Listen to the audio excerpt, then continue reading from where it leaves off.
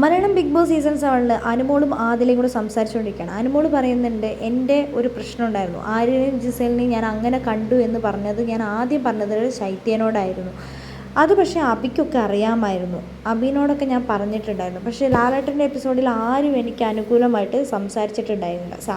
ഷാനവാസൊക്കെ വരെ എന്നോട് അതിനെക്കുറിച്ച് ചോദിച്ചു കഴിഞ്ഞപ്പോൾ ഞാനത് പറഞ്ഞു, പേഴ്സണൽ കാര്യമാണ്, അവരുടെ പേഴ്സണൽ കാര്യം ഞാൻ എന്താണെങ്കിലും ഇവിടെ വലിച്ചിടാൻ ആഗ്രഹിക്കാത്തവർ, ഞാനും അത് ആഗ്രഹിച്ചിട്ടുണ്ടായിരുന്നില്ല. പിന്നെ നിൻ്റെ കയ്യിൽ നിന്ന് പോയതുപോലെ എൻ്റെ കയ്യിൽ നിന്നും ആ ഒരു സമയത്ത് എനിക്കത് പ്രതികരിക്കേണ്ടി തോന്നി, ഞാൻ പ്രതികരിച്ചു എന്ന്.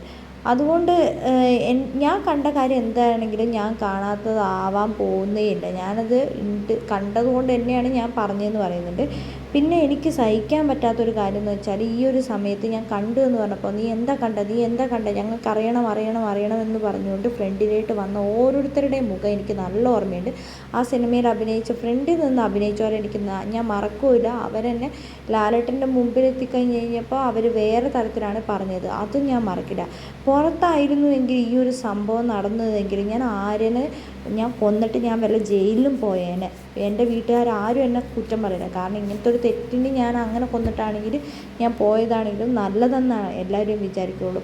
ആര്യൻ എന്താണെങ്കിലും എന്നോട് അത്ര മോശമായി പറഞ്ഞ കാര്യം ഞാൻ ഒരിക്കലും എൻ്റെ ജീവിതത്തിൽ ആരും എന്നോട് ഇതുവരെ പറഞ്ഞിട്ടില്ല. ഞാനത് മറക്കുകയില്ല, അവനോട് ക്ഷമിക്കുകയില്ല എന്ന് അനുമോൾ പറയുന്നുണ്ട്.